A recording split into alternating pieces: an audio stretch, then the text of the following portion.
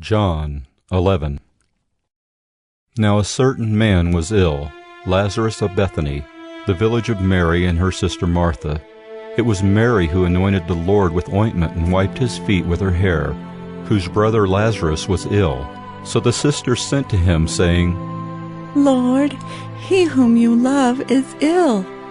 But when Jesus heard it, he said, This illness does not lead to death.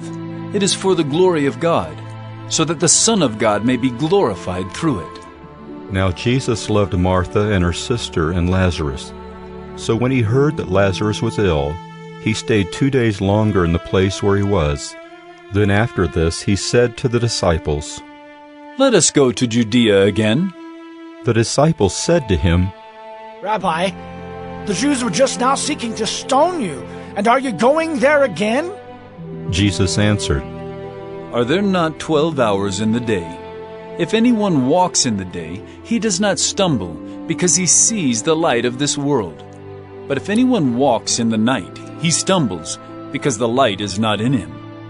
After saying these things, he said to them, Our friend Lazarus has fallen asleep, but I go to awaken him. The disciples said to him, Lord, if he has fallen asleep, he will recover. Now Jesus had spoken of his death, but they thought that he meant taking rest and sleep. Then Jesus told them plainly, Lazarus has died, and for your sake I am glad that I was not there, so that you may believe. But let us go to him. So Thomas, called the twin, said to his fellow disciples, Let us also go, that we may die with him. Now when Jesus came, he found that Lazarus had already been in the tomb 4 days. Bethany was near Jerusalem, about 2 miles off, and many of the Jews had come to Martha and Mary to console them concerning their brother. So when Martha heard that Jesus was coming, she went and met him, but Mary remained seated in the house.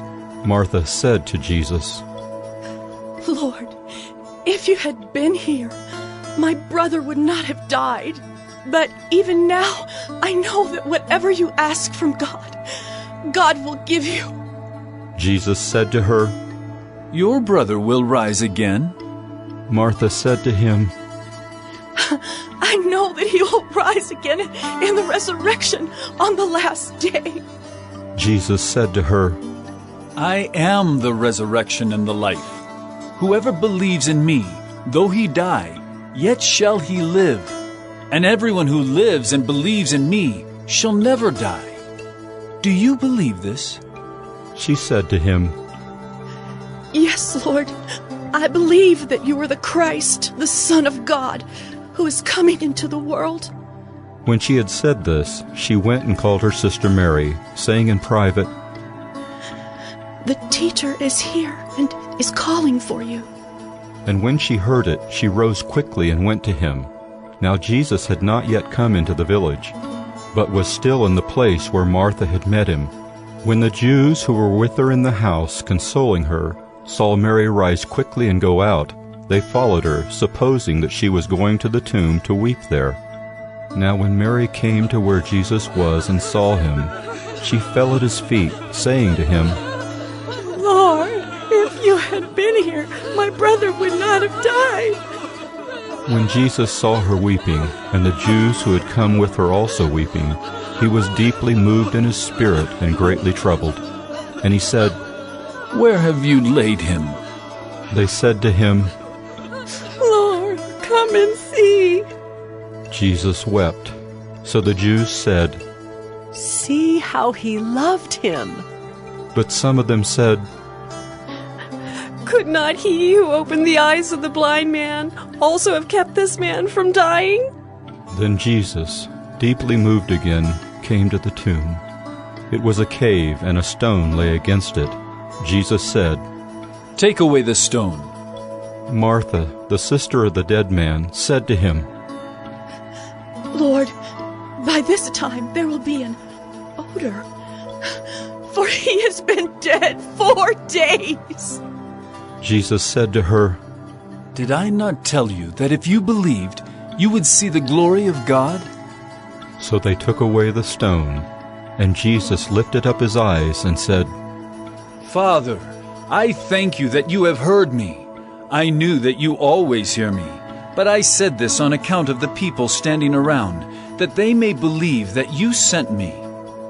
When he had said these things, he cried out with a loud voice, Lazarus, come out! The man who had died came out, his hands and feet bound with linen strips, and his face wrapped with a cloth. Jesus said to them, Unbind him, and let him go.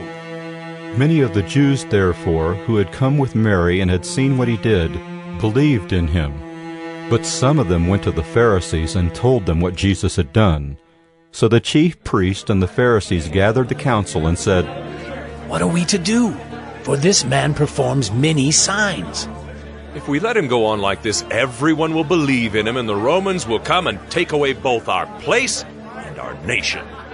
But one of them, Caiaphas, who was high priest that year, said to them, You know nothing at all, nor do you understand that it is better for you that one man should die for the people, not that the whole nation should perish. He did not say this of his own accord, but being high priest that year, he prophesied that Jesus would die for the nation, and not for the nation only, but also to gather into one the children of God who are scattered abroad.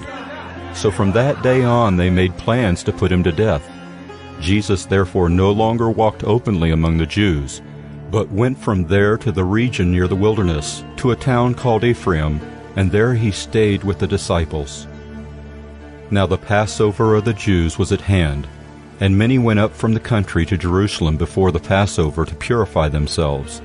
They were looking for Jesus and saying to one another as they stood in the temple, What do you think? That he will not come to the feast at all?